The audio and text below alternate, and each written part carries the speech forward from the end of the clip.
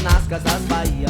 Mama África, a minha mãe é mãe solteira e tem que fazer mamadeira todo dia, além de trabalhar como empacotadeira nas casas Bahia.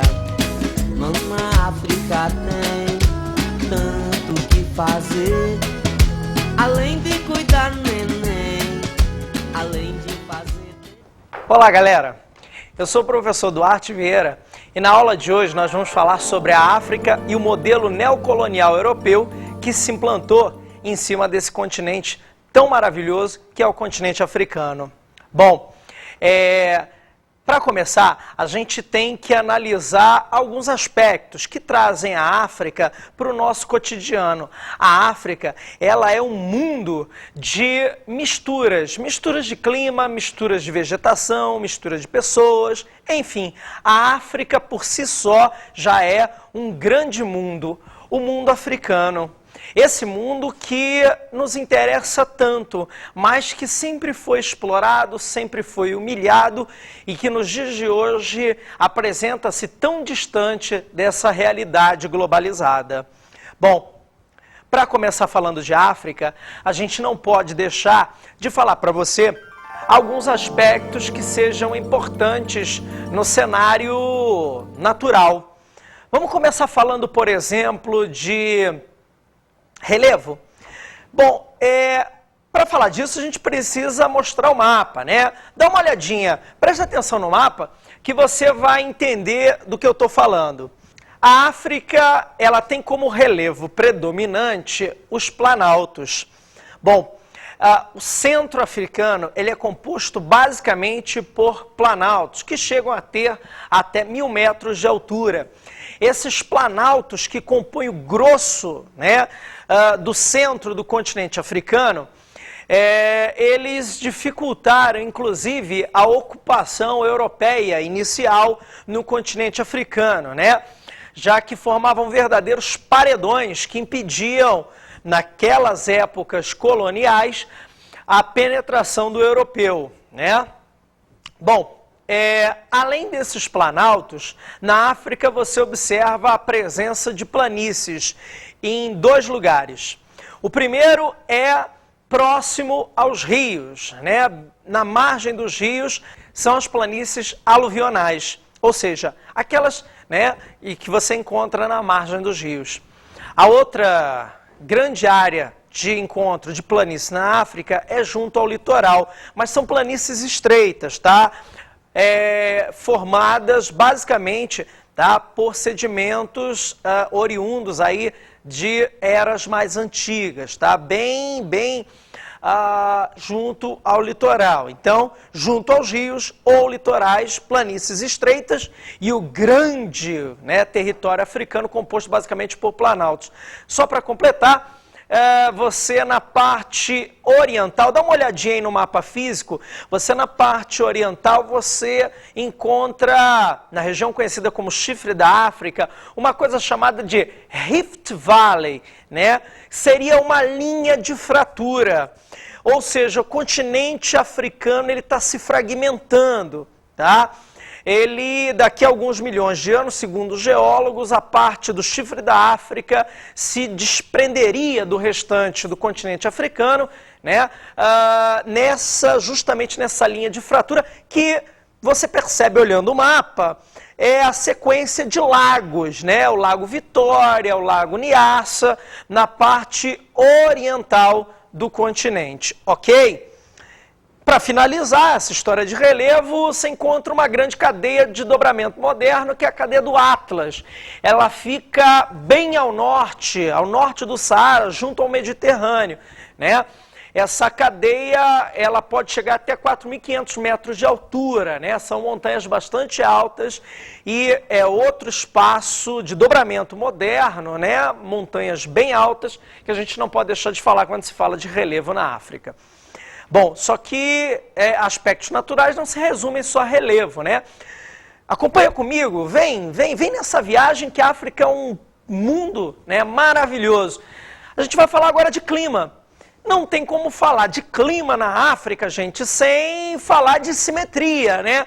O clima da África é simétrico. Dá uma olhadinha, repara no mapa. Olha como a África ela é cortada pelas 3 linhas centrais do planeta. A linha do Equador, ela corta o centro da África. Ao norte da África, você tem a linha do Trópico de Câncer. E ao sul da África, você tem o Trópico de Capricórnio. Ficou fácil, né, identificar assim? O continente africano é cortado pelas 3 linhas, quer dizer, boa parte dele está na faixa intertropical do planeta, quer dizer, na faixa mais quente. Com isso, o clima foi bem dividido. No centro você tem clima equatorial, preste atenção, indo para o norte aparece o clima tropical, indo para o sul, tropical. Mais ao norte aparece, próxima à linha do Trópico de Câncer, o grande desertão do Saara. Ao sul, na linha do Trópico de Capricórnio, um deserto conhecido como deserto de Kalahari, na Namíbia. E nas extremidades, o temperado Mediterrâneo, tanto ao norte quanto ao sul. Ficou fácil. É só você fechar que encaixa. É um clima simétrico. No meio, centro da África, clima equatorial, depois tropical, depois desértico, depois temperado Mediterrâneo nas 2 extremidades, tanto na África do Sul quanto junto ao mar Mediterrâneo. Que legal, né?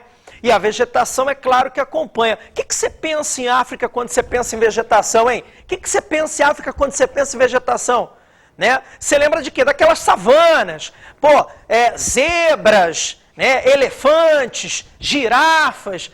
Isso você vai encontrar na faixa tropical, né?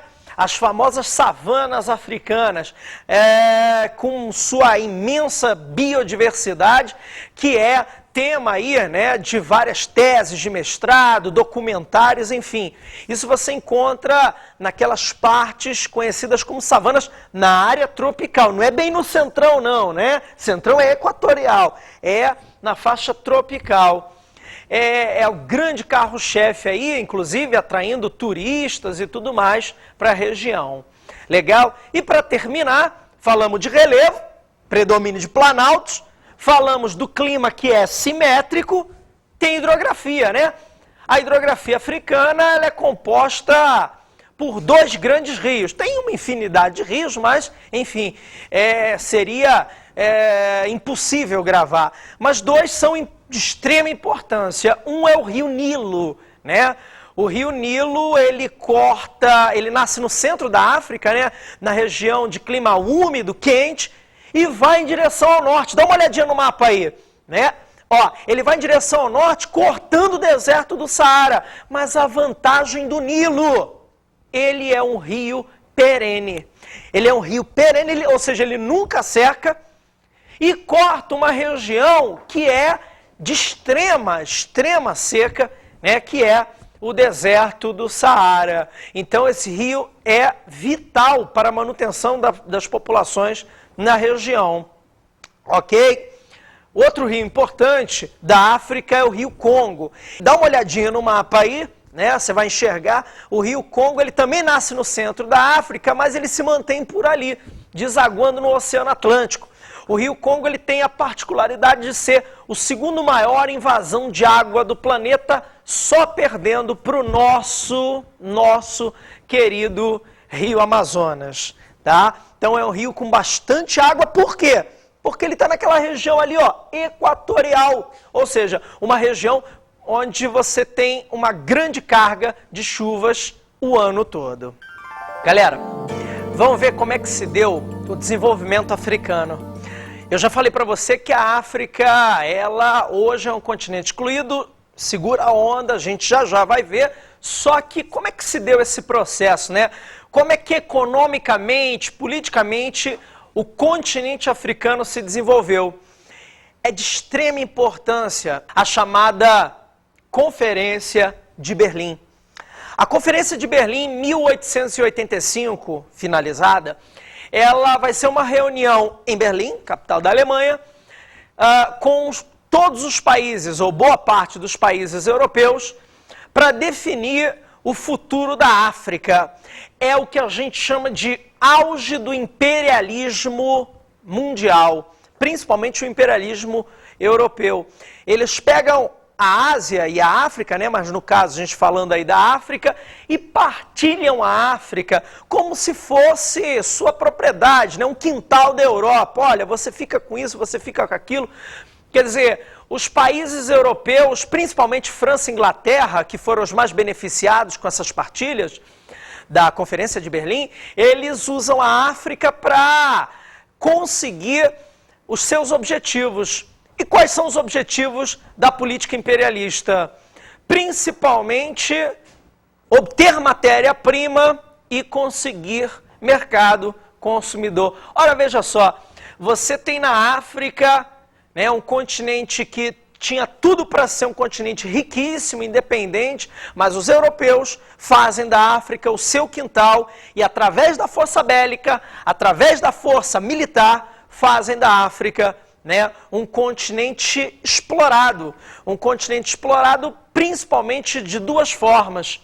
As plantations, né, que servem para principalmente alimentar os europeus, já que são agriculturas voltadas para exportação, e os europeus também exploram matéria-prima, principalmente minerais. Então a África acaba sendo um continente explorado. Essa exploração, como se não bastasse, né, os seus prejuízos econômicos e históricos para os africanos, os europeus, eles utilizam nessa forma de exploração, nesse imperialismo, uma coisa chamada fronteiras artificiais. Mas, Duarte, o que é isso? O que são as fronteiras artificiais? Galera, os europeus não respeitam as divisões étnicas, tribais dentro da África e criam países sem o mínimo de respeito às divisões étnicas e tribais no continente africano. Olha, o que eles criam, na verdade, são países de mentira. São países inventados segundo os seus interesses, os interesses econômicos europeus. E qual é o resultado disso? Eles pegam países e colocam tribos rivais dentro desses países. Ou separam tribos, colocando-as em países diferentes. Quer dizer, facilita governar você dividindo, por exemplo, tribos. Facilita o governo, né? Facilita a dominação. Que coisa feia, né? Os europeus fazem isso. Um exemplo clássico disso é Ruanda. Ruanda é um paísinho lá no centro da África. Dá uma olhada no mapa, hein?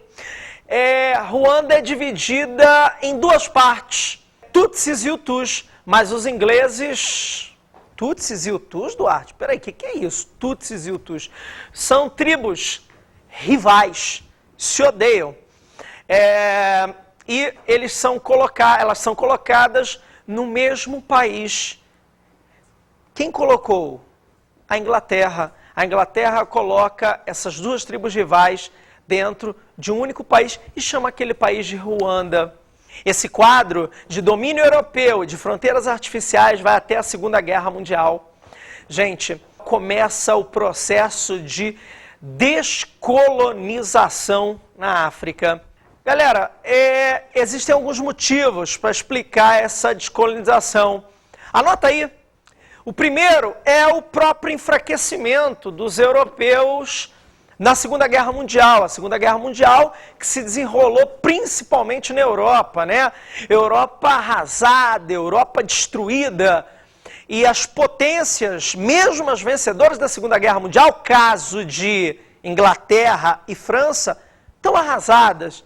Então se enfraquecem nessa dominação junto ao continente africano.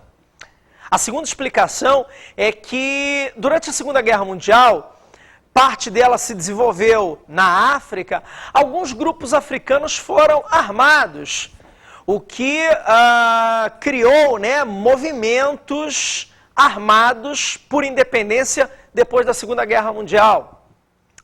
E terceiro, você está anotando, né? O terceiro motivo é que na África você tem, com a Segunda Guerra Mundial, a chegada de ideais de libertação, né? Ideais de liberdade, criando uma consciência em alguns grupos dentro da África que posteriormente se transformaram, né, em ideias de independência. Então, ideias de independência, os europeus acabaram armando os africanos no conflito da Segunda Guerra Mundial. E o enfraquecimento dos europeus criaram condições para a descolonização africana que se deu nos anos 50, 60 e 70.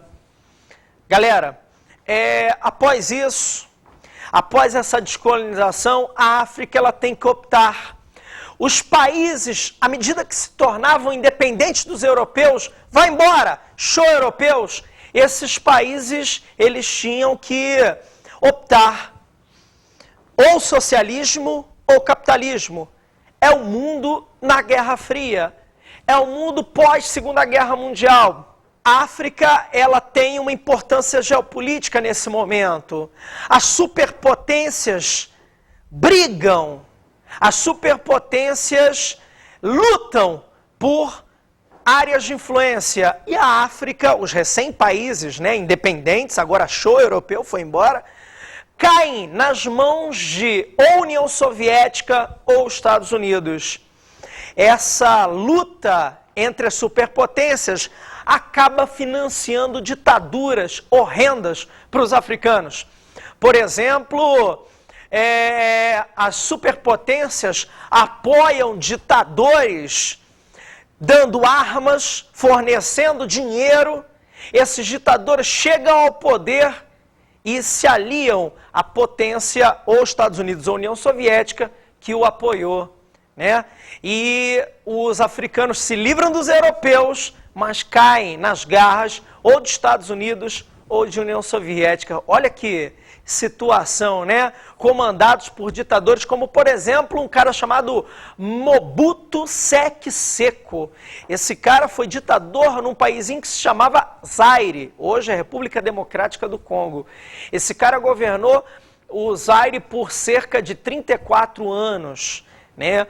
A fortuna pessoal desse cara, Mobutu Sese Seko, desse ditador, era algo em torno de 5 bilhões de dólares depositado nos bancos da Suíça, enquanto a população do Zaire passava fome, né? Mas a ajuda americana, ela era interceptada e ia parar nas contas, né, do ditador e dos seus seguidores, enquanto que a maioria da população vivendo na miséria, na mais absoluta fome, né, na mais absoluta falta de perspectiva para o futuro. Bom, mas mesmo assim a África ainda tinha grandes atrativos para as superpotências durante a Guerra Fria. A Guerra Fria acabou. 1989, Muro de Berlim caindo, socialismo, né, indo para o espaço, a Guerra Fria acabou a partir de 89. E nos anos 90, qual é o papel da África? Eu posso te responder. A África perde a importância geopolítica porque o mundo pós-Guerra Fria depende da importância geoeconômica. E a África não tem. A África, atenção, guarda isso, nos anos 90, a África é um continente excluído. A África é um continente fora do mercado da globalização, fora do mercado globalizado. Tem um país que é exceção, daqui a pouco a gente vai falar dele com calma, que é a África do Sul. Mas o restante do continente africano, e até mesmo dentro da África do Sul, você observa que a maioria da população, ela está fora. Gente, vamos falar da África branca. Ela está localizada na parte norte da África. Ela corresponde basicamente à área ocupada pelo deserto do Saara e suas, né, bordas. Bom, A África branca, como eu já falei, tem uma influência muito grande do deserto, né? Predominam climas secos. É uma região onde a água é um bem muito precioso. Essa região, ela foi ocupada, tá, basicamente por povos de origem árabe, né, que com a expansão do islamismo vieram do Oriente Médio e ocuparam esse norte da África. Eu posso citar alguns países como Egito, como Líbia, como Argélia, né? São países onde predomina a população de pele branca, daí o nome África branca, e predomina também uma única religião, que é o islamismo, que é uma religião monoteísta. Bom, esse predomínio dos árabes como etnia, esse predomínio do islamismo como religião no norte da África, ele ajudou no processo aí de luta contra o invasor europeu, né? A aglutinação dos povos em torno de uma única religião, né, sendo uma única etnia, ajuda nesse processo de, por exemplo, manutenção da língua árabe, né, como a língua predominante no norte da África. Uma coisa importante, aluno, que você não pode esquecer, é que o islamismo vem crescendo na região, inclusive vem avançando para a África Negra, né, em direção ao sul, ao centro e ao sul do continente africano. Tem países como Camarões, países como Sudão, onde boa parte da população negra já é islâmica, né? Já adotou a religião islâmica como a sua religião oficial. É importante também notar que o deserto do Saara, né, essa parte branca, vem avançando para o sul.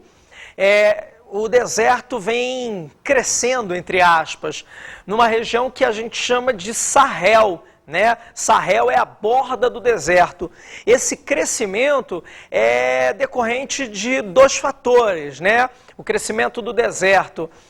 Basicamente, uso errado, né, de técnicas agrícolas, quer dizer, você não tem um mínimo de cuidado com o solo, isso leva ao processo de desertificação e as constantes retiradas aí de vegetação nativa, né, vegetação original, o desmatamento que também provoca essa aceleração aí no processo de desertificação. Bom, para a gente fechar essa parte norte da África, vamos falar do Magrebe.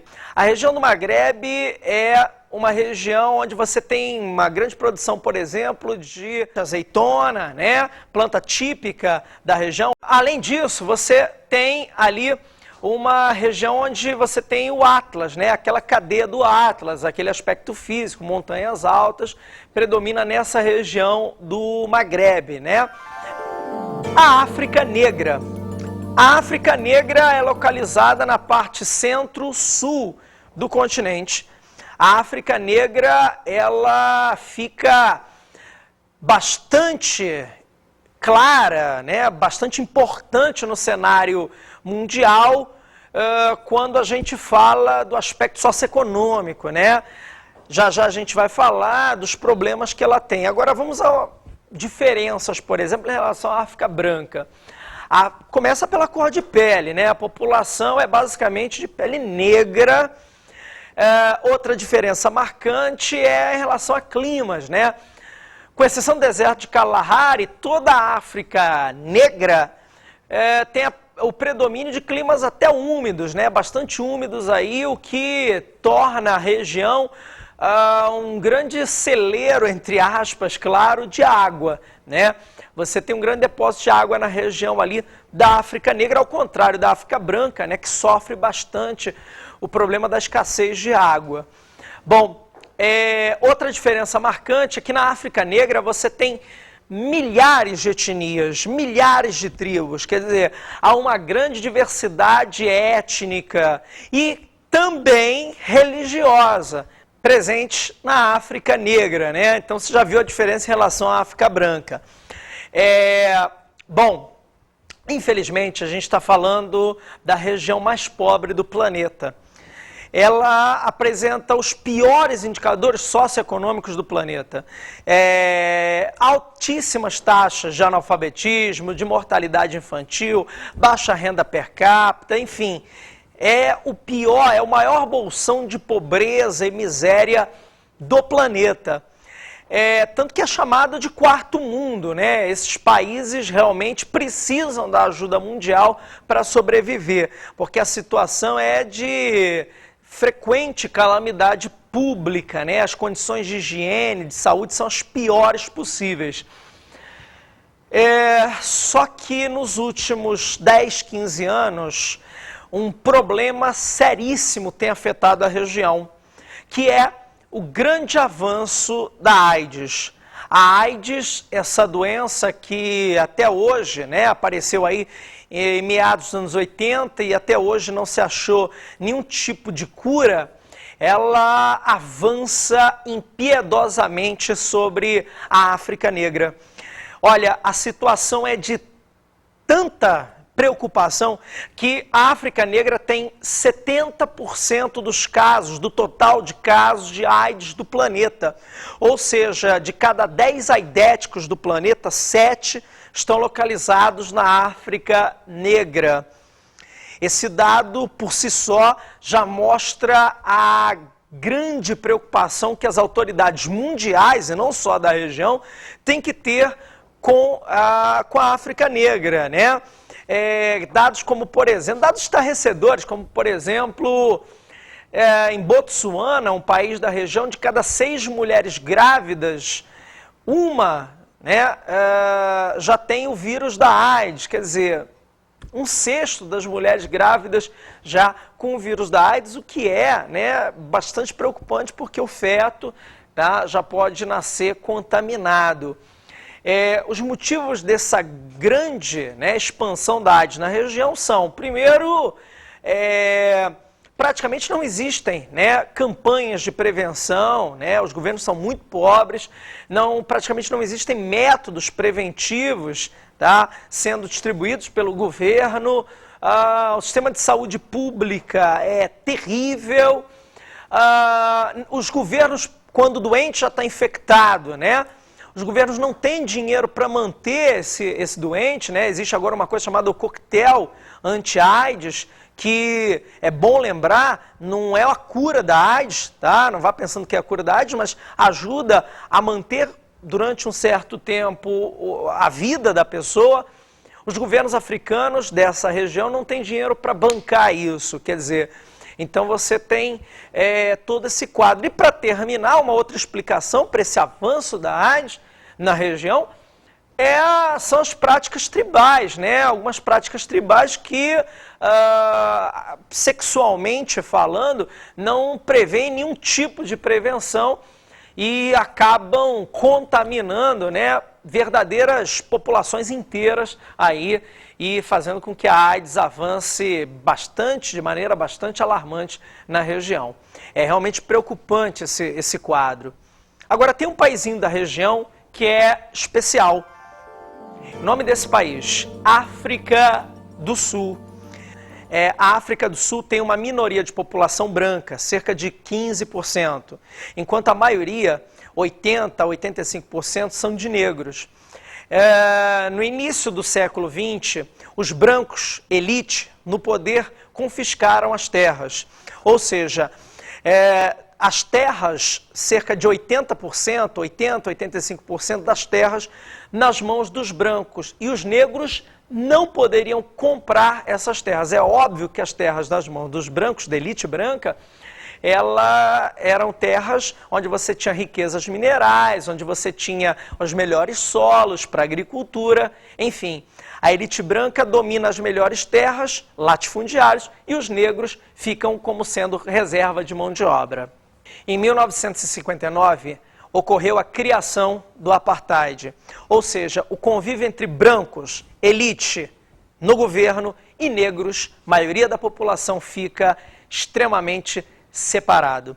O apartheid foi o regime oficial de segregação racial, ou seja, negros e brancos se separaram em escolas, em lugares públicos, em terras, em bairros, ou seja, os negros ficando com os piores lugares, as piores escolas e a elite branca, minoria, no poder, no comando econômico, né, criando esse sistema que praticamente o mundo inteiro desaprovou.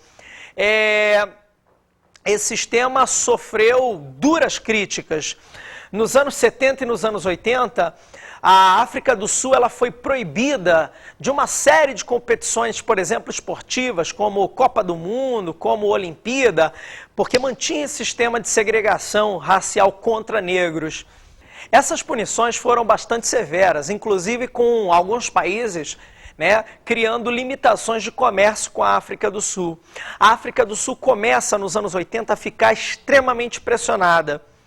Em 1989, a libertação de um líder negro, Nelson Mandela. Nelson Mandela que foi preso em 1962, ele ficou 27 anos na cadeia.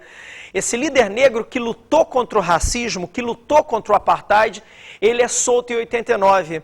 Reflexo das mudanças que estavam acontecendo, reflexo de um afrouxamento do apartheid. Esse afrouxamento do apartheid vai se consolidar nos anos 90.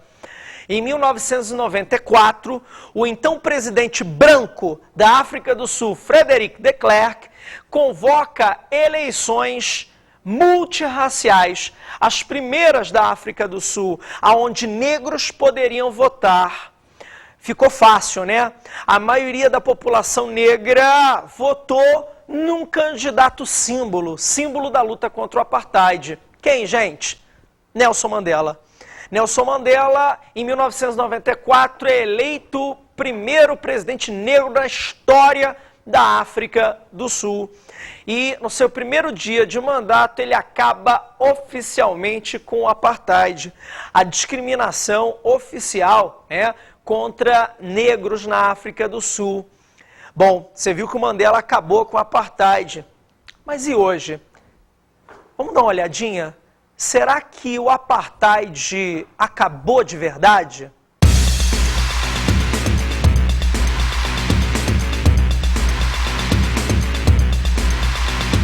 Vocês acham que o apartheid terminou? Olha, na realidade eu não entendo muito disso não. Então eu vou explicar para você o que é o apartheid, tá bom? Apartheid foi um regime fortíssimo de segregação racial na África do Sul, determinado pelo Ato de Terras Nativas. Esse ato forçou o negro a viver em reservas especiais. E isso gerou uma tremenda desigualdade na divisão de terras do país, já que esse grupo, formado por 23 milhões de pessoas, ocuparia apenas 13% do território, enquanto os outros 87% das terras seriam ocupadas por 4 milhões e 500 mil brancos. A lei impedia que os negros comprassem terras fora da área delimitada. Isso impediu o crescimento econômico, além de garantir mão de obra barata para os latifundiários brancos. Qual que é a tua opinião agora? Você acha que acabou? Não, eu acho que ainda não acabou. Acho que ainda existe muita diferenciação ainda. Muita desigualdade? Muita desigualdade ainda, com certeza. Na África do Sul, não, acredito que não ainda. Acho que está em processo ainda de término, de continuidade. Não, ele continua, né? Sempre continua, eu acho. Lugar nenhum do mundo acabou. Na África e tampouco em outros lugares? É capaz de lá ser maior ainda. E não digo o apartheid só quanto à questão racial, eu digo quanto à questão social. Ele permanece arraigadamente no Brasil, pode ser disfarçado, mas existe fortemente. Mas o apartheid não é só social, é em todos os aspectos. Se você analisar a história do Brasil, você vai ver que a Lei Áurea, ela libertou o negro e ele ficou numa condição pior do que quando era escravo, porque ele era o ativo de uma empresa familiar, onde tinha casa, comida e subsistência. E quando ele saiu, ele deixou de ter uma atividade econômica, não tinha direito à propriedade e não tinha mais espaço dentro do modelo. Ele ficou pior que antes. Me parece que ainda existe uma certa discriminação, eu acho que é muito mais da cabeça das pessoas, não é? Acho que é um problema mais cultural também que o país atravessa. Imagina, não acabou mesmo.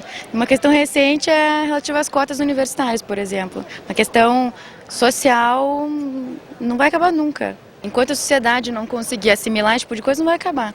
Então, o que eu te falei, exemplo das cotas universitárias. O que adianta a gente tentar resolver a questão pelos efeitos? Tem que tratar a causa. Vai colocar a gente lá, você não sabe como vai ser o tratamento interno, a mentalidade das pessoas.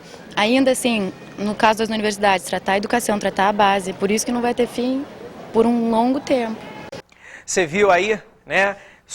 Opiniões sobre o apartheid. Na verdade, ele ainda continua, não oficialmente, mas os negros ainda ocupam os piores lugares, os negros ainda têm os menores salários dentro da África do Sul. Vamos lutar para que essa realidade na África do Sul e no mundo todo possa mudar e os povos possam ter as mesmas oportunidades. Galera, agora vamos às dicas de estudo.